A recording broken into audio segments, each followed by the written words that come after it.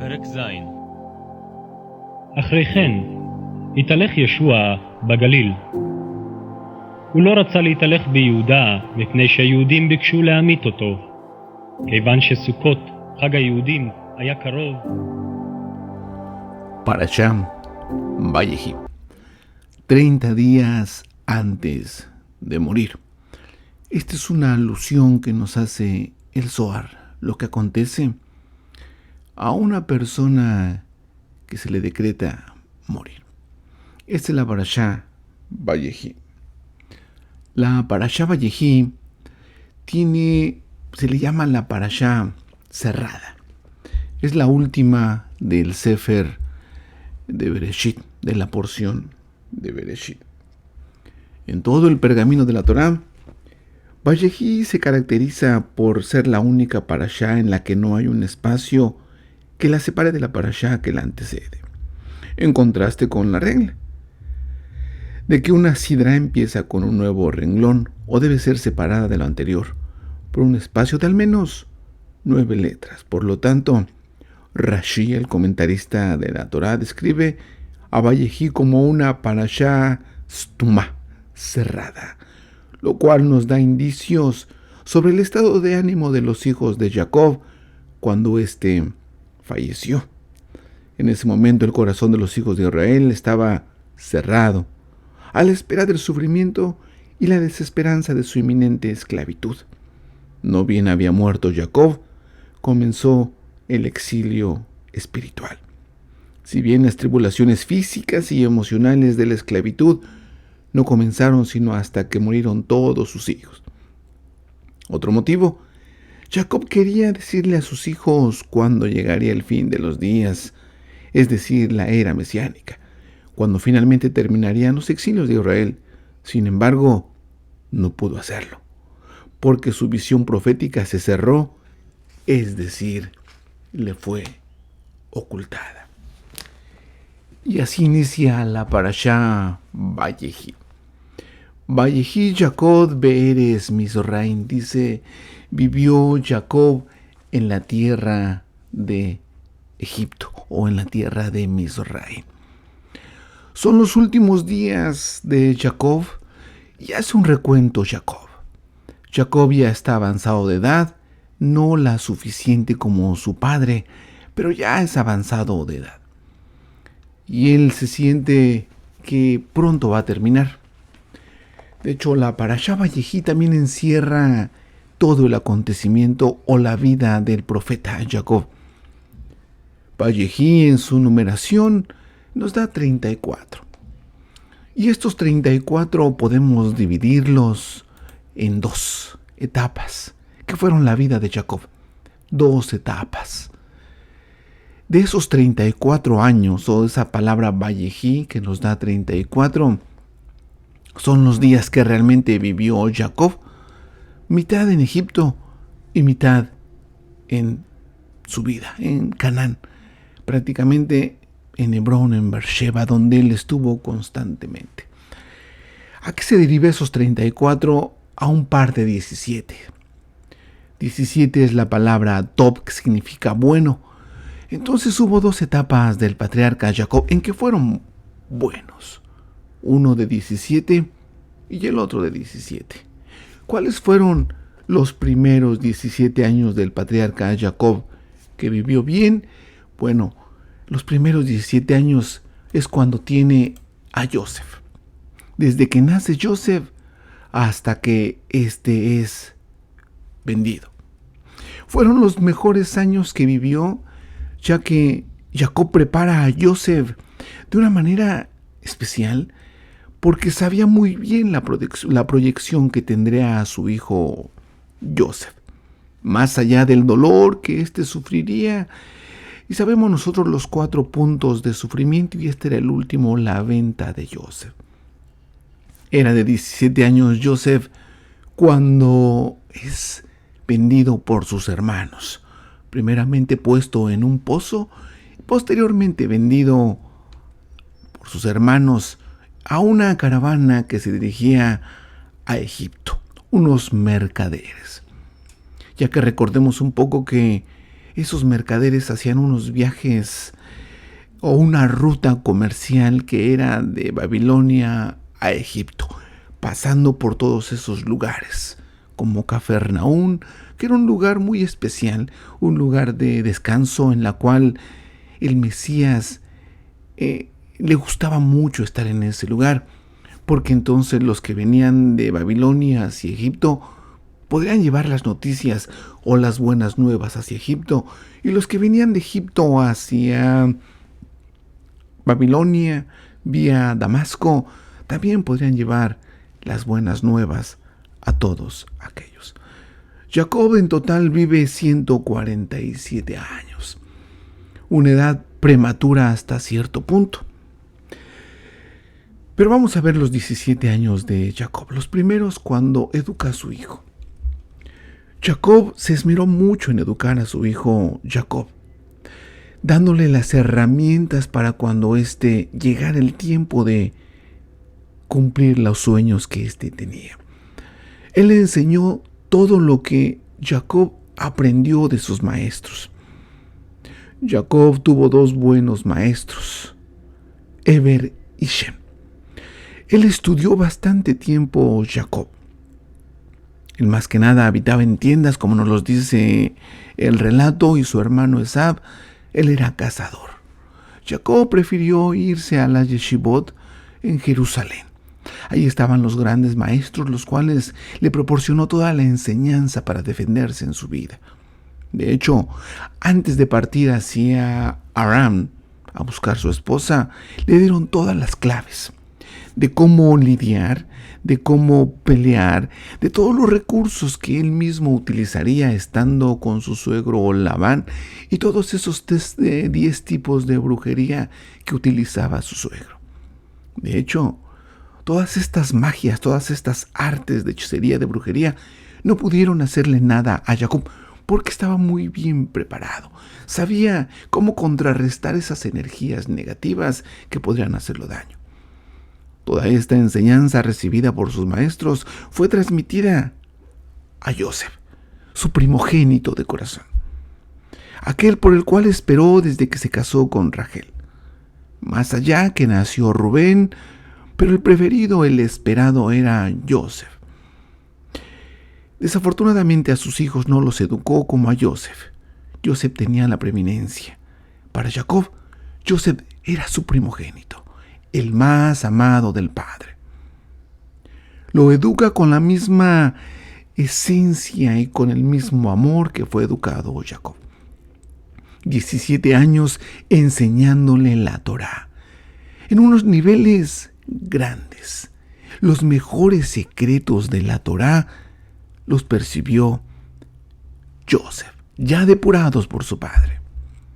Le dio las instrucciones de todo el tipo de sufrimientos, de todo el tipo de sacrificios, de todo el tipo de vasijas que habría que abrir, de la designación de las cosas, de la interpretación de los sueños. Una alta enseñanza recibida de Joseph de parte de su padre. Joseph lo vendieron a los 17 años. Su padre sufrió. No sufrió por la pérdida de Joseph, porque sabía bien que Joseph iba muy bien preparado. Sufrió porque la Roja Kodesh se alejó de él. Al conocer la mala noticia, la Roja Kodesh, o el llamado Espíritu Santo, se aleja y estuvo desconectado Jacob. Mas sin embargo sabía que si su hijo vivía, porque así lo sentía dentro de su alma, que su hijo no estaba muerto. Más allá que le enseñaron su túnica, más allá que le enseñaron llena de sangre de redención. Jacob muy bien sabía que su hijo, donde quiera que estuviera, estaba muy bien preparado, y eso lo hizo notar cuando llegó con Faraón. Sabía todas las artes de interpretar los sueños, ya que Jacob le enseñó toda esta arte tomada de sus maestros. Esos fueron los 17 mejores años de Jacob, los 17 años de enseñanza hacia Joseph. Y los otros 17 años es ver a su hijo poner en obra y poner en práctica esas enseñanzas que le fueron engendradas. Después de que sucede que Joseph está vivo, Jacob desciende a Egipto, no sin antes consultarlo con el Creador, porque era necesario. Y le dijo al Creador: ve, porque yo estaré contigo, porque era necesario ser esclavizado. Pero los últimos 17 años de vida de Jacob fueron precisamente al lado de Joseph. Y esto es una verdad bien grande. Los primeros 17 años fueron de Jacob para Joseph. Y los últimos 17 años fueron de Joseph para Jacob. Y esto es algo que está ahí escondido, algo que se tiene que hacer, pero que no se avisa abiertamente. ¿Qué es esto? Que los padres tenemos que educar a los hijos. Eso es una obligación. Pero que no se dice que es obligación, sino que viene ya intercalado como parte del nacimiento de un hijo. Educarlos, enseñarles la Torá, enseñarles a defenderse. Y la otra parte es de los hijos corresponderle a los padres, que tampoco se dice, pero que por moral, por respeto, un hijo jamás debe abandonar a su padre. Aquí en el ejemplo vemos a Joseph ayudando a su padre, supliéndole sus necesidades hasta el tiempo de su partida. Eso es la práctica, o así debe de ser la práctica. En nuestro mundo es un poco difícil verlo porque los hijos crecen y se olvidan de los padres. Padres muriéndose en lugares de ancianos o enfermos sin siquiera que los visiten. No es la obligación decirle a los hijos que tienen que ver a sus padres, pero los hijos deben de saber, deben aprender que sus ancianos los tienen que ver hasta el último. Una ayuda mutua. Joseph educando o siendo educado por su padre, y después el padre recibiendo las bendiciones de su hijo. El tiempo para morir se acerca. Esta es prácticamente la parte central de esta parasha. Vayikar bu yimei Israel lamut. Cuando los días de Israel tocaban a su fin. Es interesante porque Jacob tan solo tenía 147 años. Nos dice la tradición, los ancianos, que normalmente un hijo debe de vivir los mismos años de su padre. Mas sin en cambio vemos una muerte prematura aquí en Jacob. 147 años. Su padre viviendo 180 años, tendría que vivir más años. ¿Cuál fue el problema? El problema de Jacob fue una muerte prematura. Porque en cierta ocasión, y esta es una parasha que se abre bastante fuerte a lo que es causa y efecto. En una ocasión venía Jacob, ya venía de Aram, y tiene un encuentro con su padre, y sabemos la historia. Y él habló fatuamente, nos dice Rashi. Él dijo: en manos de quien encuentres tus dioses que buscas, muera la persona. No sabiendo él que estos dioses, estos ídolos terafín, estaban en posesión de Rachel. Y Rachel murió. Rachel murió prácticamente entrando a la tierra de Canaán, ahí en Betlehem, en las colinas. Al nacer Benjamín, se cumplió lo que habló Jacob. Por eso es que Jacob también murió prematuramente, por haber hablado o por haber con soltura o con ligereza haber decretado esa maldición. Tenía algo muy importante Jacob acerca de su hijo Joseph. Tenía cierto respeto también, cierta admiración y bastante amor. Pero en su temor de Jacob es que Joseph tuviera cierto rencor hacia su padre. Constantemente venían esos recuerdos y él pensaba que Jacob iba a ser reclamado, o Jacob pensaba que Joseph le iba a reclamar por qué no había traído a su madre a la cueva de Macpela. ¿Por qué la había dejado en el camino? Y aquí en este momento que Jacob siente que va a morir, así nos dice: cuando los días de Israel tocaban a su fin, llamó a su hijo y le dijo: Joseph, si he hallado favor a tus ojos, te ruego que pongas tu mano debajo de mi muslo. El juramento máximo. El juramento es en la señal del pacto. Júramelo por el pacto de Abraham. Júramelo por el Brit Milá, que es un pacto de sangre. Te ruego que pongas tu mano debajo de mi muslo y me trates con gesed y con verdad. Te ruego que no me entierres en Mizraim. Porque Joseph ya percibía la muerte si era prematura. Recordemos lo que nos dice un Midrash, que la muerte antes de Jacob se daba espontáneamente. Si alguien iba caminando, podría sufrir en ese momento una caída y morir. Y Jacob le clamó al Creador del universo y le dijo que se decrete la enfermedad para que un hombre pueda y tenga la oportunidad de arreglar sus cosas con sus familias, con sus hijos. Y así se le concedió a Jacob. Vivió bien, pero después de sus tiempos él sintió también que era su tiempo. Hizo que la promesa pues le hiciera Joseph a Jacob de llevarlo a Canaán de Mizraim, que no lo enterrara. Pero además también que le llevó a sus dos hijos, Efraín y Manashe. Pero prácticamente todo se centra aquí, en la muerte de Jacob. Jacob presintió. Se sabe en el Zohar que 30 días antes de que una persona muera, empiezan a surgir varios indicios de que va a morir la persona. Y fue lo que precisamente le sucedió a Jacob. Prematuramente, tenía que vivir los años de su padre, pero tenía solamente 147. Pero él sentía algo, no lo dejó saber a su hijo, pero él sabía que algo pasaba. Pero déjeme contarle otra historia del Zohar, que es precisamente relacionado con la Parashá Vayihim.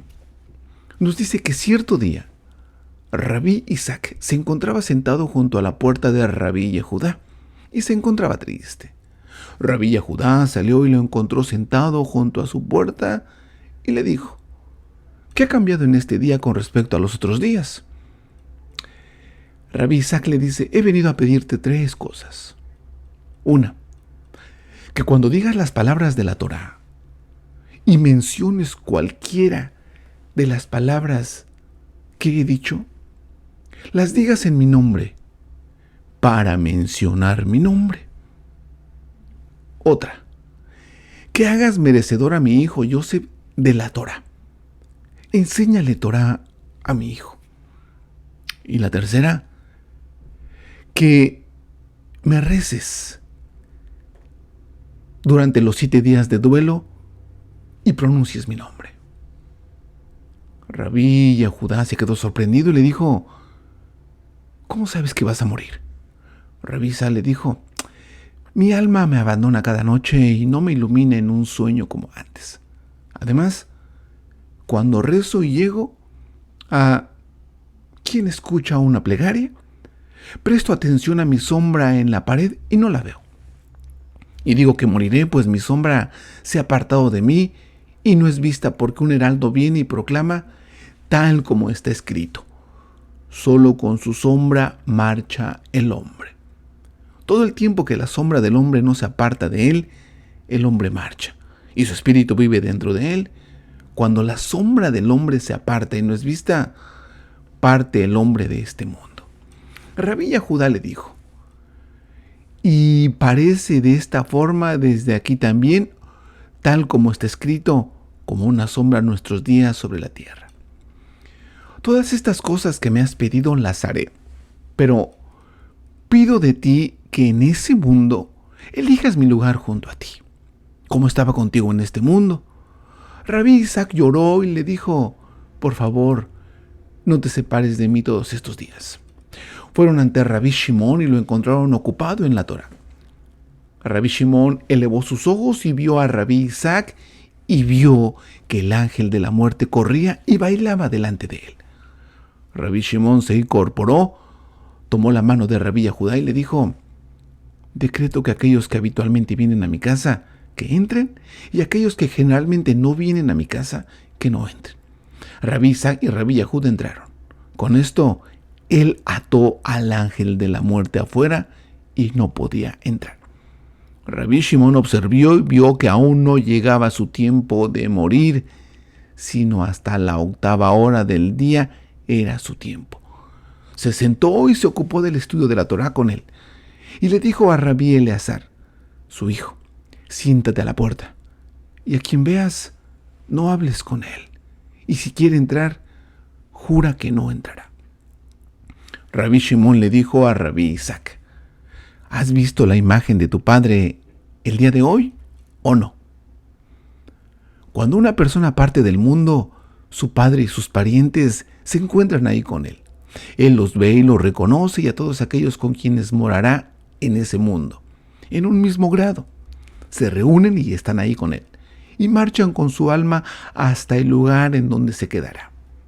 Rabí Isaac dijo: hasta ahora no he visto la imagen de mi padre.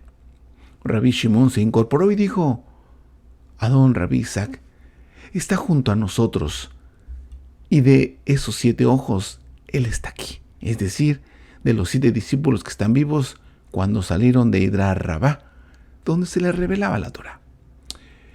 Aquí estoy yo y lo he tomado, dámelo. Una vez salió y dijo: el trono del Creador se aproxima. Mientras tanto, Rabí Eleazar observó que el ángel de la muerte partía y dijo: ninguna sentencia se sostiene en donde se encuentra Rabí Shimón. Rabí Shimón dijo a Rabí Eleazar: ven aquí y sujeta a Rabí Isaac, pues veo que él tiene temor. Rabí Eleazar vino y lo sujetó, y Rabí Shimón volteó su rostro y continuó ocupándose en la Torá. Rabí Isaac murió y vio a su padre. Su padre le dijo: hijo mío, bienaventurado eres en este mundo y en el mundo por venir, pues estás asentado entre las hojas del árbol de la vida. Rabí Shimón es un árbol grande y poderoso en ambos mundos, y te sujetará entre sus ramas. Bienaventurado eres, hijo mío. Él le dijo: padre, ¿y qué soy yo ahí en el mundo de la verdad? Él le dijo: hace 3 días se apresuraron para preparar un lugar de tu morada. Dispusieron ventanas abiertas para ti, para iluminarte desde las 4 direcciones del mundo. Y yo observé tu lugar y me alegré, pues dije: bienaventurado eres, hijo mío. Solo que hasta ahora tu hijo no ha sido merecedor de estudiar la Torá, y me entristeció. Y ahora 12 justos de entre los viejos amigos tenían la intención de venir acá hacia ti. Pero mientras salían, una voz se elevó de entre todos los mundos: ¿quiénes son los amigos aquí? Pónganse coronas con Rabí Shimón. Él le pidió al Creador que Rabí Isaac no muriese, y se le concedió. El punto aquí de que a una persona se le avisa cuando va a morir. El mismo Zohar nos dice que 30 días antes hay una gran alegría de los familiares cuando estos van a fallecer. Les preparan sus moradas y vienen a encontrarlos. Jacob estaba muy preocupado por sus hijos. Él sabía muy bien que le habían hecho a Joseph. En primera instancia, Joseph y Jacob trataban de no hablar, de no sostener unas pláticas por el miedo de que Jacob pudiera preguntarle a Joseph: ¿qué pasó? Cuéntame la historia. ¿Por qué me dijeron que habías muerto y de repente eres el hombre más poderoso o el segundo más poderoso de Egipto? Y Joseph evitaba esas pláticas. Estaba al pendiente de su padre, aunque lo visitaba muy poco. Cuando llega y quiere que le bendiga, o Jacob pide a Efraín y a Manashe como hijos, como adoptándolos, le dice: padre, así no. Manashe es el mayor y Efraín es el menor. Jacob le dice: lo sé, hijo mío, lo sé muy bien. También sé lo que te pasó.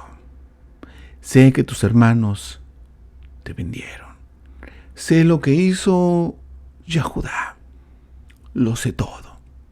Estos 2 hijos serán muy bendecidos y será llamado mi nombre sobre de ellos. Después llama a sus hijos para bendecirlos. Sus hijos estaban un tanto molestos, porque las bendiciones solamente habían recaído, las mayores, en Joseph y en sus 2 hijos, Efraín y Manashe. Después de que Jacob bendijo a cada uno de sus hijos por separado, se dirigió a todos juntos y les dijo: con mi poder los bendije, pero en los días futuros se levantará un profeta, y éste los bendecirá a ustedes, y continuarán mis bendiciones donde las dejé, añadió. Además de que la bendición a cada tribu redundaría en bien de todas las demás tribus, la tribu de Judá debería tener una parte de trigo fino de la tribu de Benjamín, y Benjamín debería disfrutar de la buena cebada de Judá. Las tribus deben ayudarse mutuamente unas a otras, les dijo. Jacob bendice a Joseph.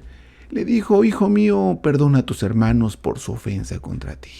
No los abandones ni los entristezcas, porque Yahweh los ha puesto en tus manos para que los protejas a todos los días contra los egipcios.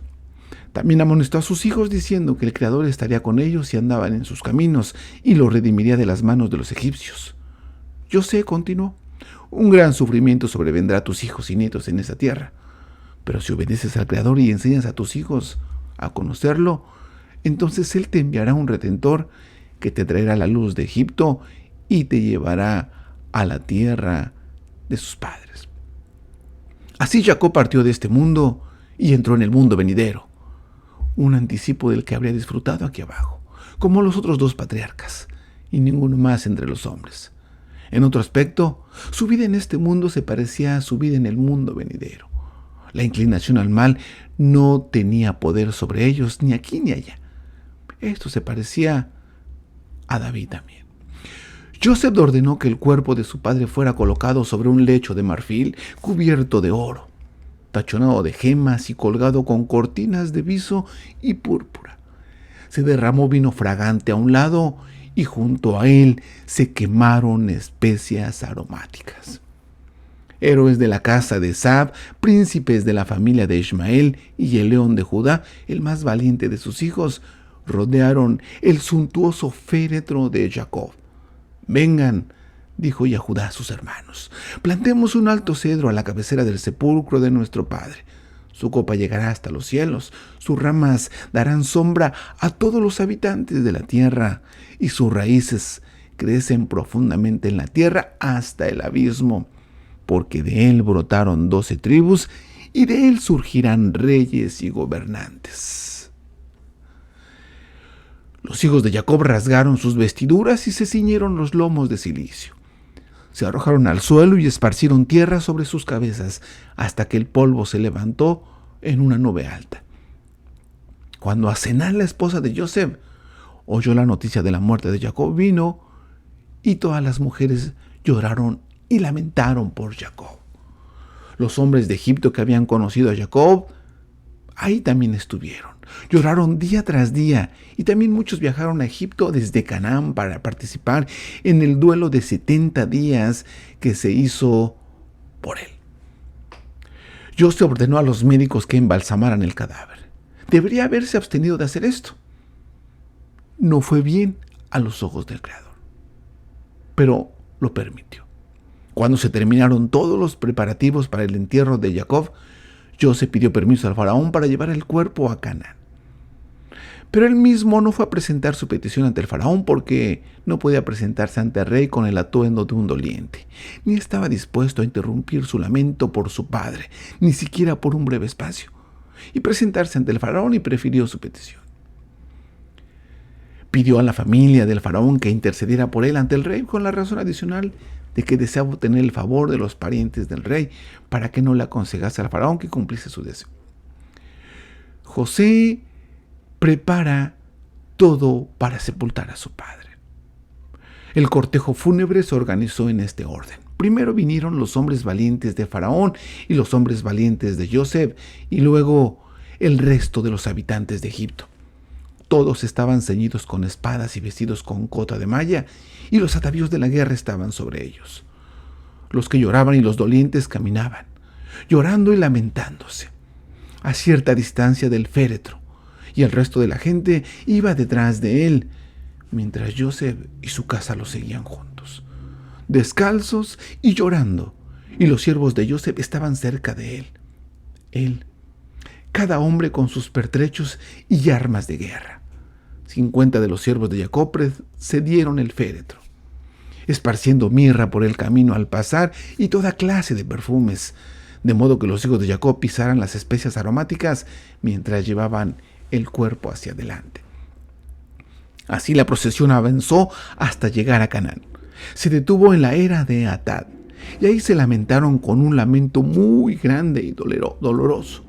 Pero el mayor honor conferido a Jacob fue la presencia de la Shejiná que acompañó al cortejo. Los cananeos al principio no tenían la intención de participar en el duelo hecho por Jacob, pero cuando vieron los honores que se le mostraban, se unieron a la procesión de los egipcios. Y desatando los cinturones de sus vestiduras en señal de dolor, también aparecieron los hijos de Esaf, Ismael y Setura, aunque su plan al venir era aprovechar la oportunidad y hacer la guerra contra los hijos de Jacob. Pero cuando vieron la corona de Joseph suspendida del féretro, los reyes y príncipes edomitas e ismaelitas lo siguieron, su ejemplo, y adjunto al de ellos también, y estaba adornado con 36 coronas. Sin embargo, el conflicto no se evitó. Estalló al final entre los hijos de Jacob y Esaf y sus seguidores. Cuando los primeros estaban a punto de bajar el cuerpo de su padre a la cueva de Macpela, Esaf intentó evitarlo, diciendo que Jacob había usado su porción asignada de la tumba para Lea, y que el único espacio que quedaba para una tumba le pertenecía a él. Porque continuó Esaf: aunque vendí mi primogenitura a Jacob, todavía tengo una porción en la tumba como hijo de Isaac. Los hijos de Isaac eran muy conscientes del hecho de que su padre había adquirido la parte de Esaf, y bueno, Neftalí, el hijo, fue a Egipto a traer la factura de venta de la cueva de Macpela. Pero un hijo también de Neftalí agarró un garrote y asestó a Esaú un fuerte golpe, de modo que murió, y aún así su cabeza cayó. Sus otros hijos habían dejado todos los arreglos relacionados con el entierro del cuerpo de su padre a su hermano Joseph, porque reflexionaron que era un mayor honor para Jacob si un rey se preocupaba por sus restos en lugar de por simples individuos privados. Después de que Jacob fue enterrado con todos los honores, le lloraron. Joseph, antes de depositarlo en la cueva de Macpela, hizo duelo por 7 días, los 7 días del Kadesh. Sin lugar a dudas, el libro de Bereshit cierra con esta partida del patriarca, pero también con el corazón abierto de su hijo Joseph, que lo miró hasta el último momento. Jacob, sin embargo, se encontraba con sus patriarcas, que lo vinieron a esperar, como nos dice el Zohar, que todos los familiares preparan la llegada a ese verdadero mundo, donde no hay dolor, donde todo es alegría, donde se declara 30 días antes que su hora de morir se acerca. Todos lo declaran, incluso los pájaros del cielo proclaman acerca de esto. Y su llegada inminente al jardín del Edén inferior. Y de ahí a gozarse hasta la perfección de su alma y esperando la resurrección de los muertos. Este es un breve resumen de lo que se hace cuando alguien fallece. Pero antes de fallecer, nunca se le abandona. Por el contrario, se le asiste hasta sus últimos días. Shalom Aleichem y hasta la próxima.